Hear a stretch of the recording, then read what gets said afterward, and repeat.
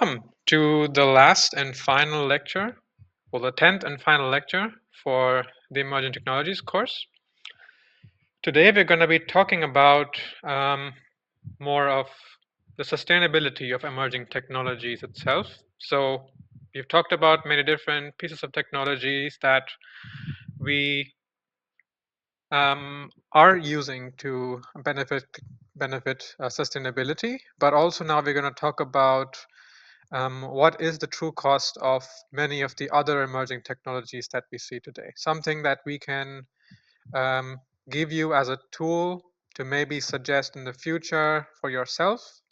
If you see a new emerging technology, to see, okay, and judge whether this technology is really something that we should be propagating or consider as something as progress, or is it something that is actually regressive and not making progress in the direction of sustainability? Um, so basically, we are going to be dealing with two main perspectives. So for any new technology T, we're we're mostly concerned with the sustainability of T. So is it really sustainable in the first place? Is it degrading the environment, or is it benefiting the environment in some way? So its usefulness, is it something as a tool that benefits um, so the goals of sustainability and regeneration, or is it something that is actually actively degrading? And what is the balance between these two that we need to see in order to be accepted with, or in order to accept a new piece of technology? Um, we have this slide here, which is basically many different approaches to talk about progress. And how do we change society or the economy in towards having sustainable goals?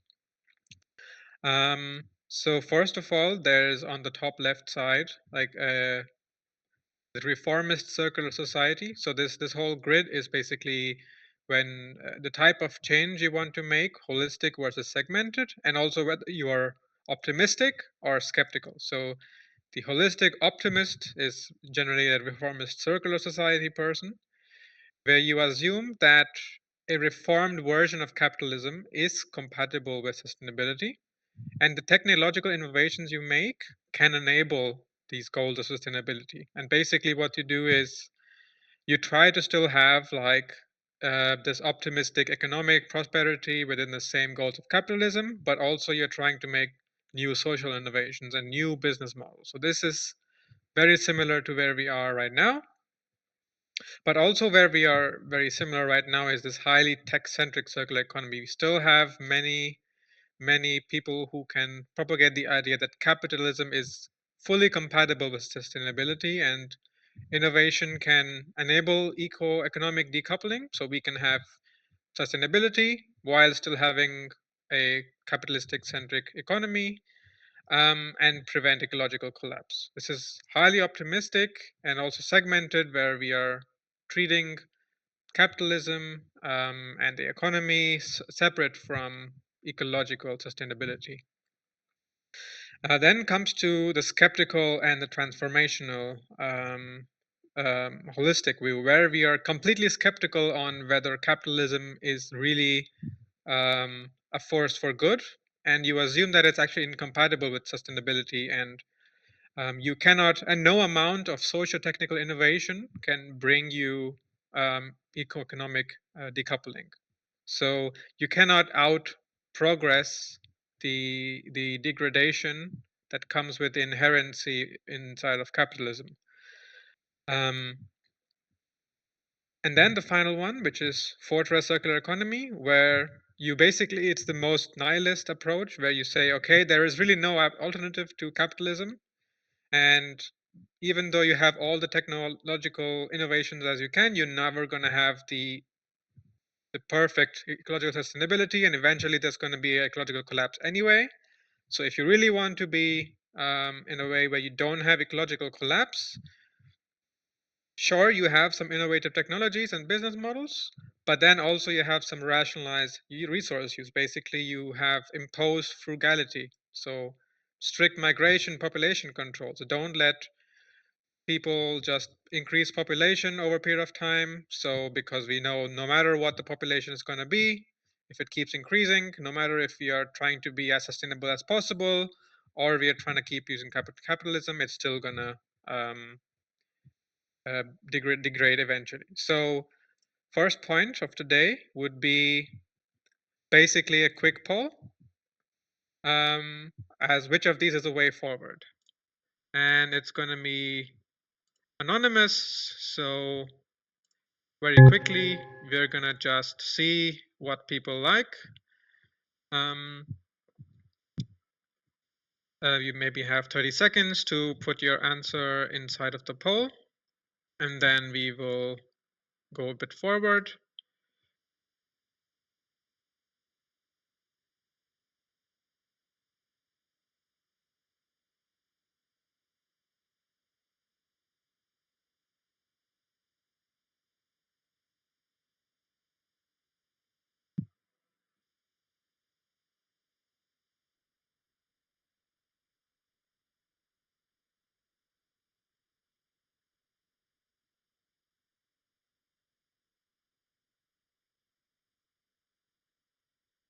Okay, so looks like most people prefer the reformist approach. Then the close second being assuming it's this one, it's the skeptical transformational approach, with these two being the least favored, from around 7 responses or 9 responses. So we cannot wait for everybody to respond, but general, it looks like most people want a holistic solution rather than just continuing as business as usual. So let's talk about the actual capitalist solution to this. So we're not going to talk specifically about emerging technologies. We're going to have a tiny detour into something known as emissions trading, which you might know already. It's basically an approach to limit climate change by creating a market. So capitalists love to create new markets, and basically what they do with they have a limited allowances for emissions. So basically every, let's say, emitter or big manufacturer or big companies like oil companies are given a limit of the number of emissions they can produce, and if they have more emissions than this, they must purchase the right to emit more than that. So for every ton of carbon dioxide that they are emitting above this limit, they have to pay. Essentially what they do is they buy credits, but where do these credits come from? Basically anyone who has fewer emissions than this limit can then sell the rest to people who want to pollute more. So basically polluters are basically buying the right to emit more versus people who are not polluting as much as they theoretically can are actually awarded for not polluting. So it's one of the biggest, most common policies used by most countries to meet their pledges against in the Paris Agreement, and regulations generally involve having emissions trading happening.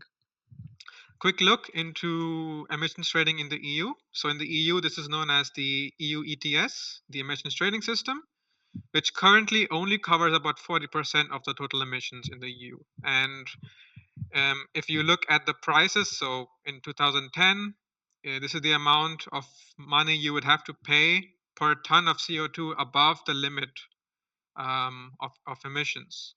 And this limit obviously keeps changing every year.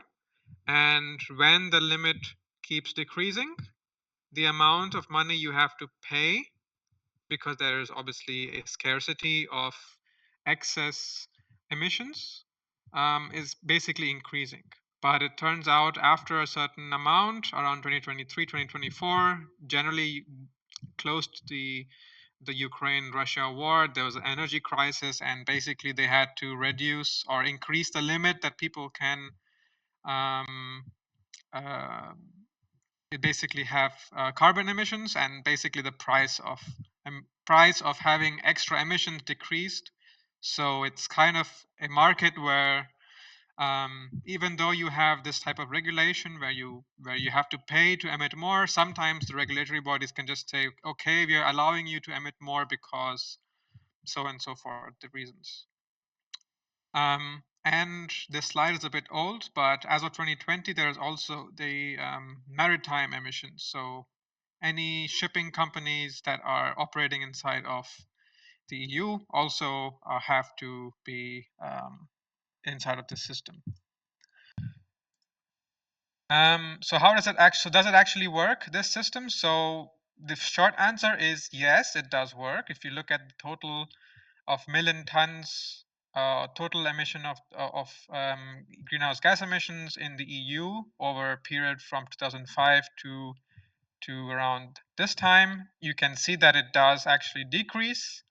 But obviously, the targets are still not being met. We still have targets that we need to see whether they will be met or not. This graph is quite a bit old. We don't know yet the impacts of recent world events like multiple wars, energy crises, heat crises are going to have onto this system. So, but the short answer, it does actually work. But the problem is it only covers 40% of the EU emissions. So what do we do about the remaining 60%?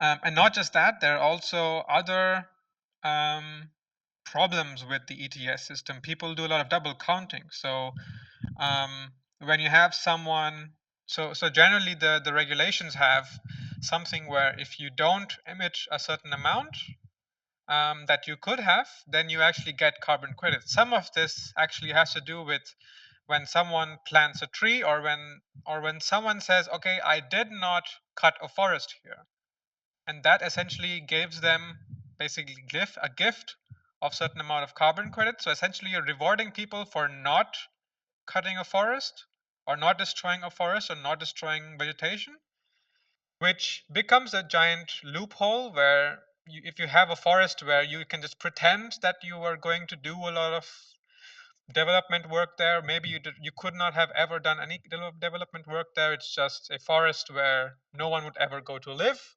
and then just pretend that, okay, I'm going to pretend to save this forest and then sell the amount of carbon emissions that you would have caused by cutting down this forest as to companies who actually do cut down forests. And then basically a loophole where you're kind of just cutting down forests but still gaming the system in a way. That basically becomes like an oversupply of emissions allowances, so giant problem. And this is regardless of the 60%, which isn't really cost. So you might be asking yourself why the 60% isn't cost, because we already said that it includes a lot of industries here. So a quick poll would be to ask, what is the biggest source of emissions in the EU? So quick source, where is the rest of the 60% coming from?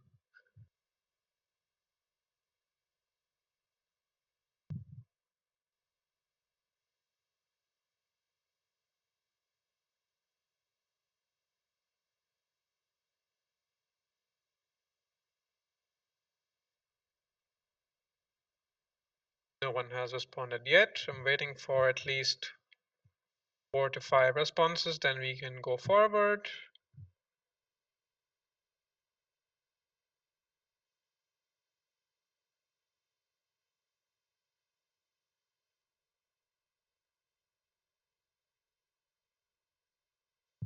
Three responses. A lot of people are typing. Let's give it some more seconds.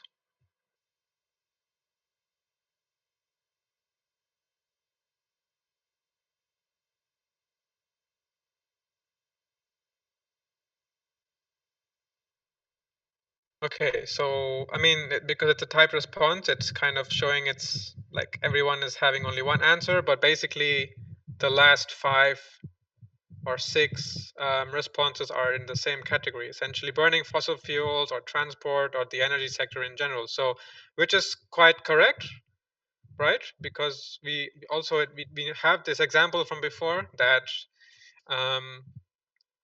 all of these dirty European coal plants are all also a giant contributor to the total emissions in the EU. But the problem is that we know already that the EU's emission system includes power producers, which includes oil companies and coal plants in Europe. So the oil and coal companies are already in the Europe, at least already paying carbon credits. So they're still the 60%. So there is more energy somewhere that is coming into the system that is still causing a lot of greenhouse gas emissions, but is somehow not included in the system at all. And the reason is that all of this thing that happens here is just within the borders of the EU. So if you import gas or oil or coal from somewhere else, basically you're not paying anything into the system. You don't really have to do anything. If you're importing a bunch of motherboards from Taiwan, or a bunch of different computers from China, different products from China, you sometimes pay a little bit of carbon conversion tax, but it's not really applied to every single thing independently. So there's really a giant loophole here where the problem here is where the EU basically imports like almost 99 95% of all its oil and gas, and we're only adding about this 5% to this system, which is why 60% of the system isn't really covered yet. So that's the biggest problem here. So if you see here, most of the oil and gas that Europe is getting from is, let's say, Russia obviously decreased since the regulations and the war with Ukraine, but a lot from the US, Kazakhstan. Well, Norway obviously is something that is inside of the EU system, but then of course Libya, the Middle East, also Saudi Arabia, all of that comes in here. Mexico as well. But basically, a lot of the system is just not covered by the ETS system as of date. So essentially, when you import products from outside of the EU or region with lower regulations, you don't always have to offset the emissions of your products with carbon credits.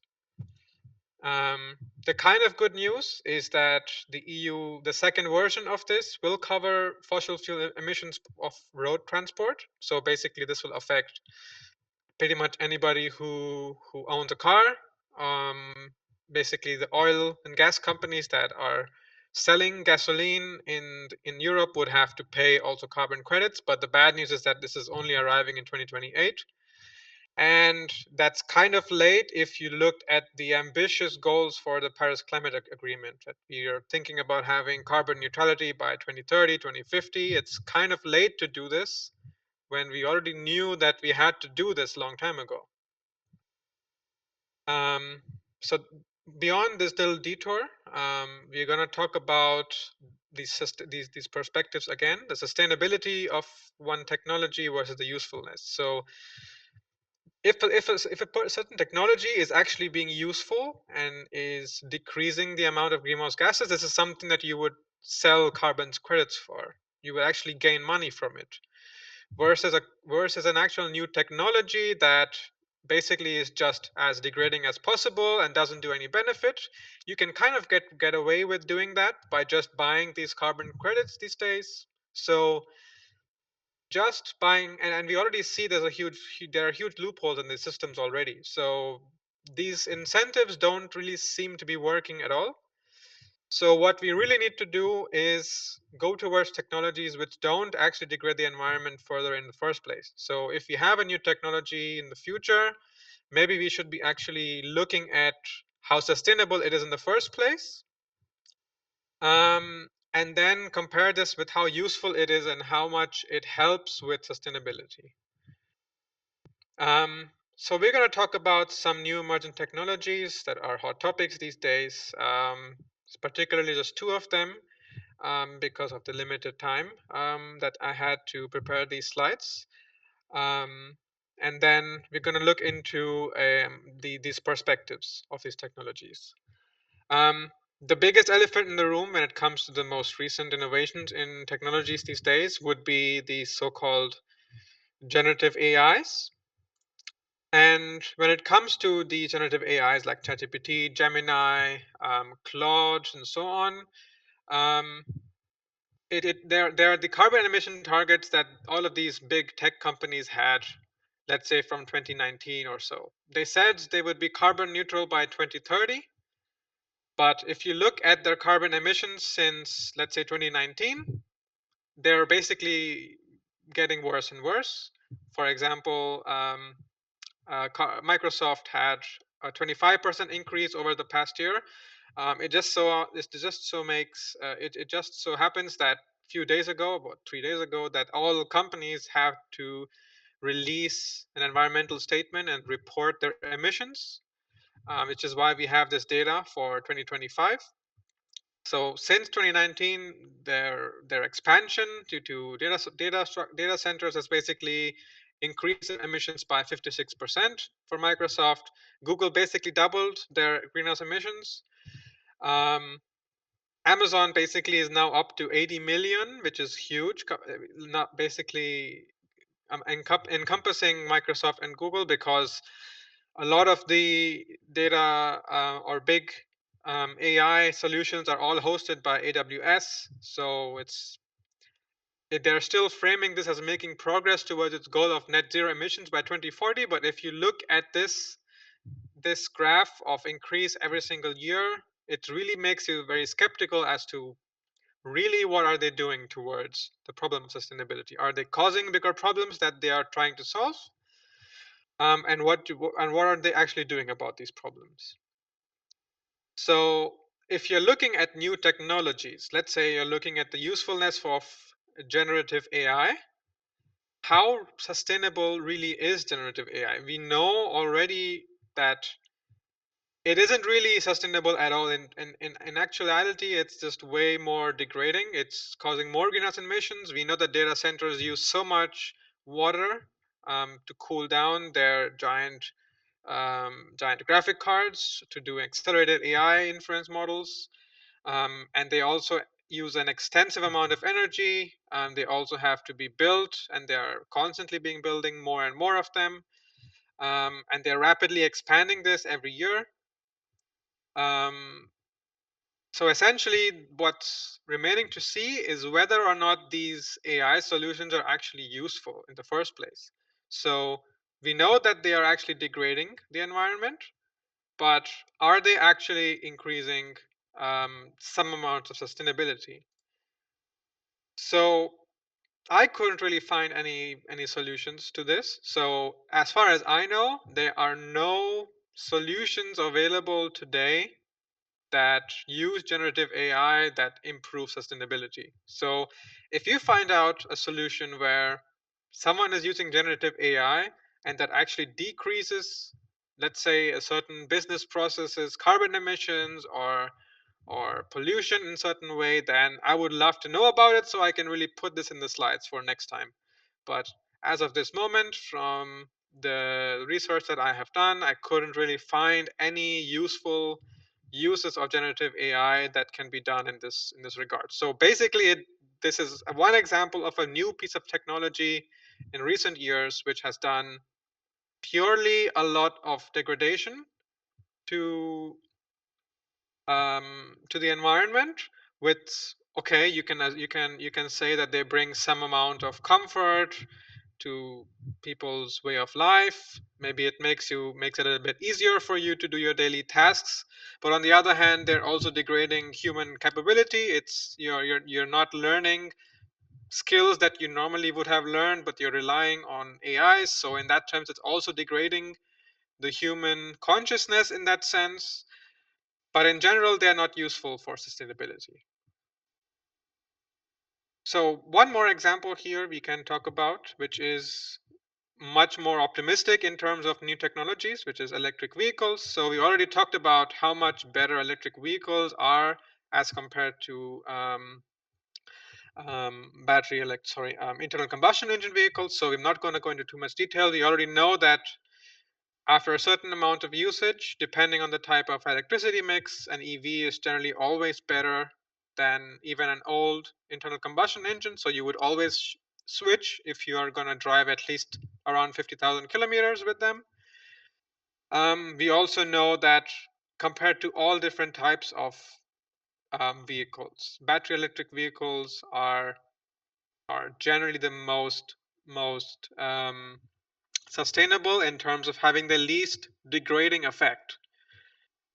But now the question is, which part of the strategies does this electric vehicle solution lie at? So I would actually argue that the electric vehicle solution is somewhere between the holistic optimist, where you are making some reforms like, okay, the EU is forcing the capitalistic system, okay, no more for new production of electric vehicles after a certain year. Maybe they were talking about 2030. Now they might increase this.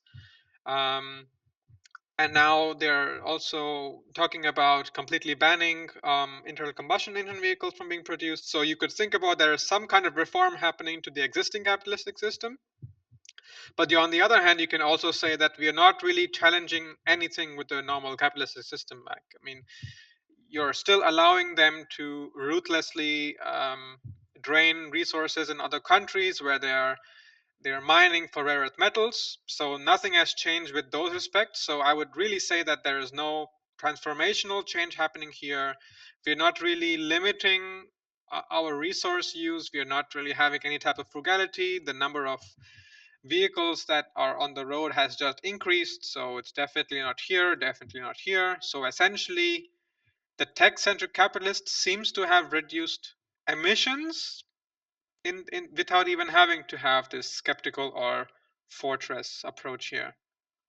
So is that the solution? So should we really be doing tech-centric approaches to pretty much everything? Because it seems that in this case, we have introduced a new piece of technology where it's basically reducing emissions, but it doesn't really it isn't really limiting us in a way. We are still always free to buy a new electric car if we have the money to do so.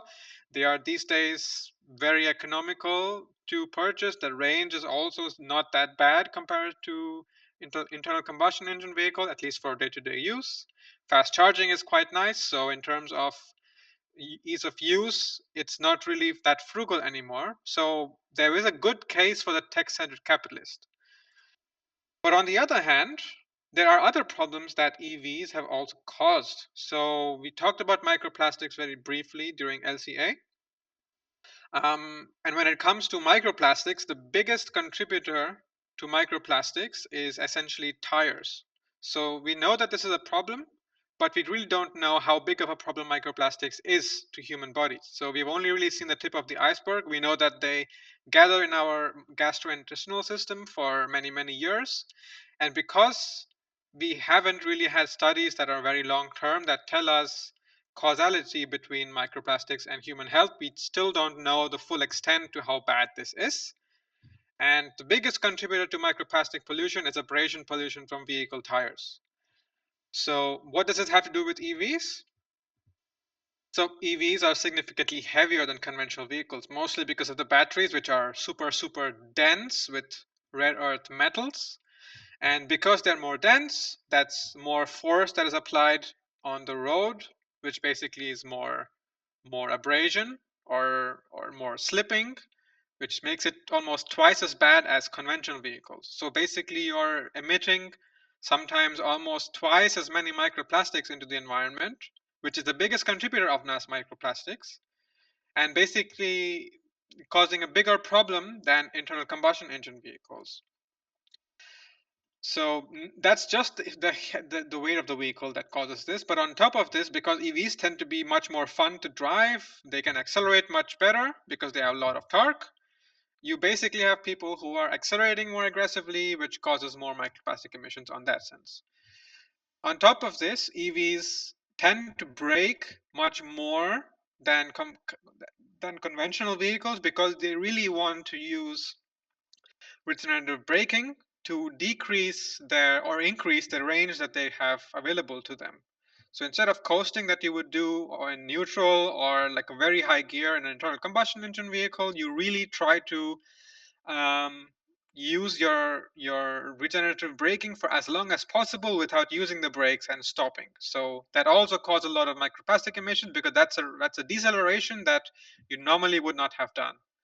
So microplastics is a problem that has been worsened by EVs as compared to actually reducing carbon emissions. So you can see this is one sector where we are actually increasing the type of degradation to the environment in one category or one impact category as compared to the other. So you really have to look at all different impact categories, and looking simply at greenhouse gas emissions may not be the full problem here. It's a very narrow approach where we look at progress in terms of just one metric. We need to be looking at every possible degradation that a new piece of technology might have. And not just that, even if we look at just greenhouse gases emissions, is it really true that we cannot do better than a tech-centric capitalist? So if we've really forgotten or not even talked about trains or buses in this category. Like, you have electric trains, there are electric buses. So is it really true that we haven't really done or even tried the completely skeptical holistic approach yet? I would say that the buses and trains approach somehow fits between the holistic optimist and the skeptical view, where the capitalistic way would be where Volkswagen, Porsche, all of these companies can heavily influence the government and prevent them from making affordable public transport so that people can buy more and more cars, and maybe they buy EVs, which is better. Or the more transformational approach where you de-incentivize people from buying cars in favor of using public transport. So we are somewhere in the middle, I would argue, between having a completely skeptical view where people completely boycott having cars or boycott traveling in the first place, versus somewhere where you're trying to make some reforms, where, let's say, there's a Deutschland ticket where you incentivize people on a very you give incentives for people to use public transport instead of using a car.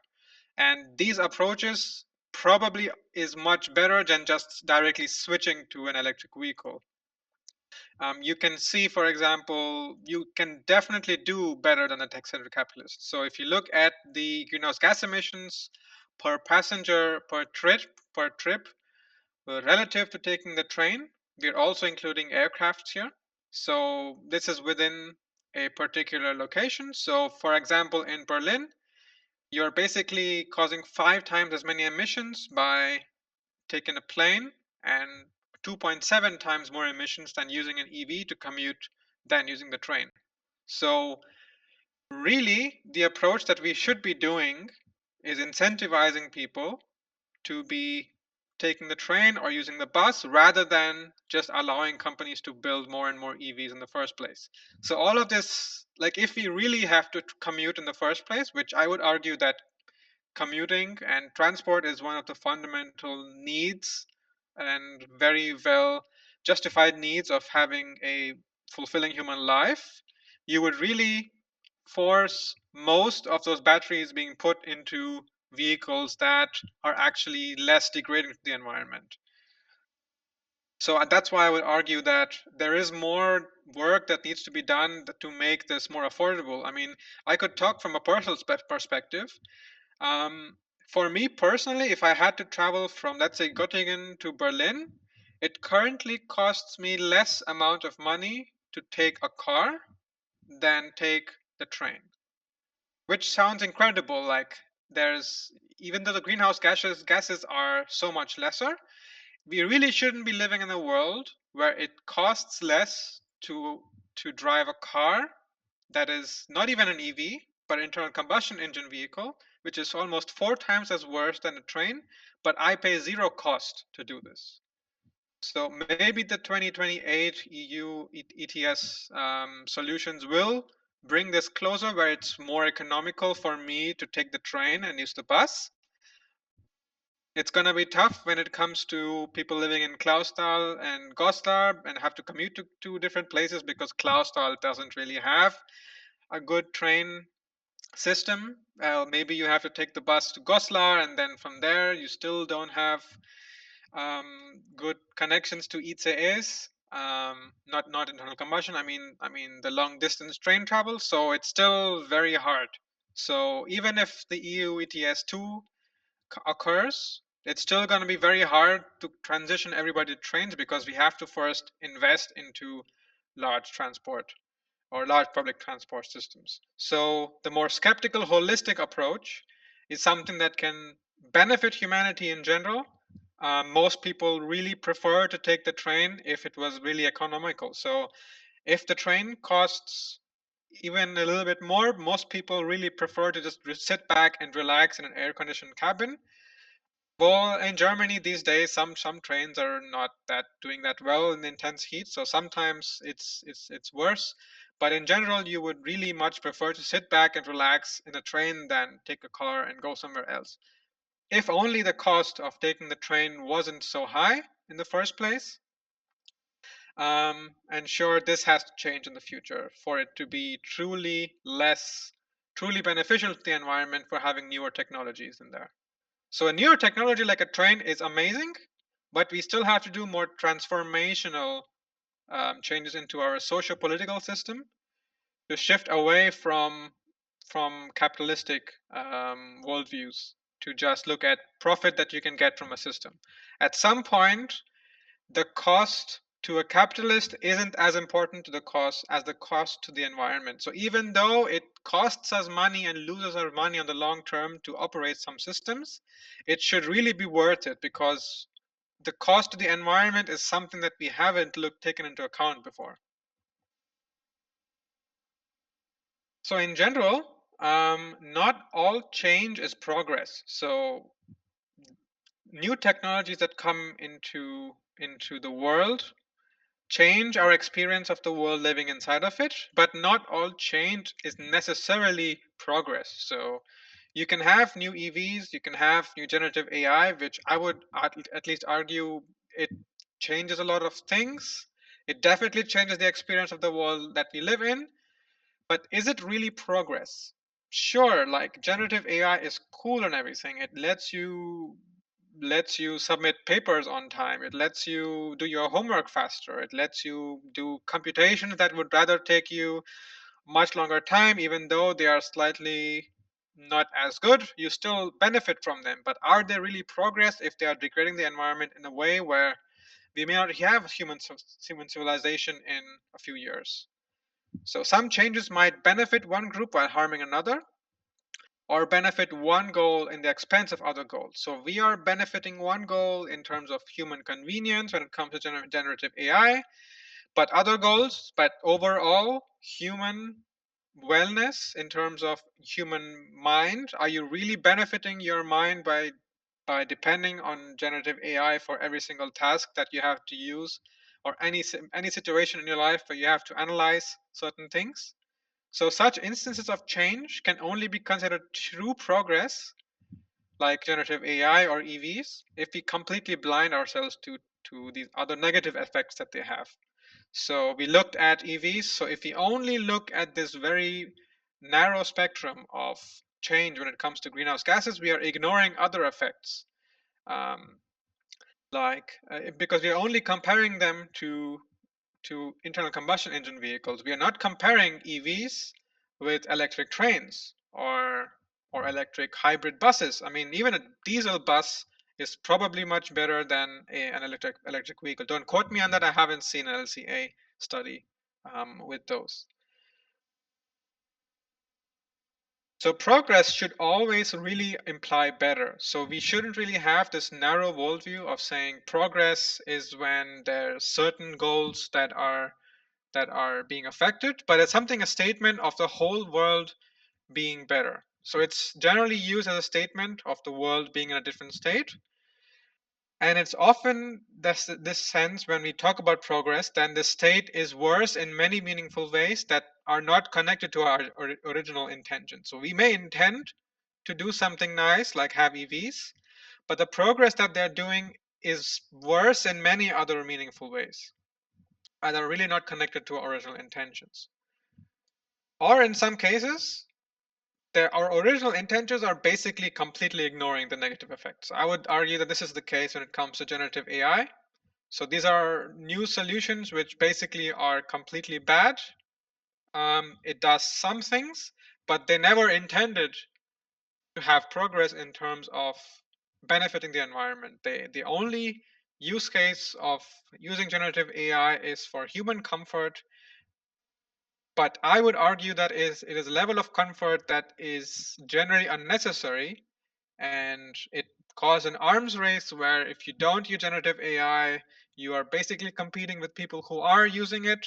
And because there is absolutely no cost or environmental cost given to people who do, or companies who do use generative AI, there's essentially becomes financially and as a career sometimes incredibly hard to ignore them. So we are not really looking at the intentions between something. It's just something that is continually degrading the environment that we are continually using, even though that they are um, simply not benefiting the goals of sustainability. So we are basically defining progress way too narrowly, and we call all of the positive outcomes in the here and now as progress, but we sometimes ignore all of the harms that occur elsewhere, more second or third degree progresses, because these are all progresses. You can progress degradation of the environment, it's still progress, but we don't talk about them when we talk about progress.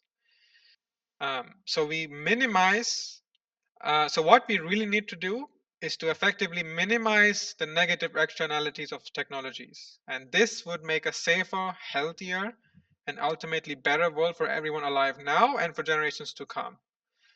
And these are the people who will inherit the world, whatever we choose to have them. So we've always, at least people of my generation, the millennials, love to talk about how, let's say, the boomer generation or the baby boomer generation have made it horrible for us to live in today's world. Like they made it horrible for us to find housing, affordable housing, made it horrible to have a living wage by just having one stable income and buy a house. Generations in the future are going to blame us today for using generative AI and creating this arms race in the first place. Because let's be honest, even though there's big corporations behind this, it's still us in the now and today that are using these technologies to our own detriment. So we really should be thinking about the negative externalities, not just today, but also for the generations to come when we look at technologies. So we need to really redefine this idea of progress. So as computer scientists or mining students in general, for any new technology that you will build in the future, we need to use some tools to determine the environmental degradation. We already showed many ways that you can do this.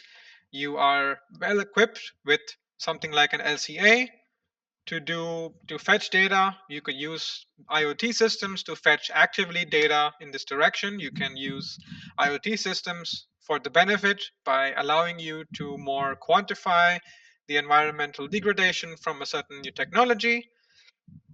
And basically what we need to try to do is the degradation that we are causing by using this type of technology should not exceed the potential usefulness of this technology for sustainability plus human well-being. So if a particular technology is useful for human well-being, that's great, right? So we need to find new ways in which if we are really having a technology that is good for human well-being, it doesn't exceed its potential for causing environmental degradation. So even though it's benefiting us for our well-being, we should look at the degradation it's causing to not just other human beings, but in general to the environment as a whole. So LCAs are something that we can use in this sense. So something like using an LCA for any new technology that is available to you. We have some exercises that we already used or we gave to you that you are able to do where you are looking at LCAs of a new technology compared to an older one. We looked at um, um, um, dishwashers and washing machines, and we looked at this as an environmental degradation that is far less than systems where you would wash something by hand. This is something where you are gaining a lot of human well-being. You don't have to destroy your skin by exposure to dangerous chemicals to wash your dishes. You're losing less water, less chemicals, so it's also beneficial to the environment, and the degradation is less than previous technologies before.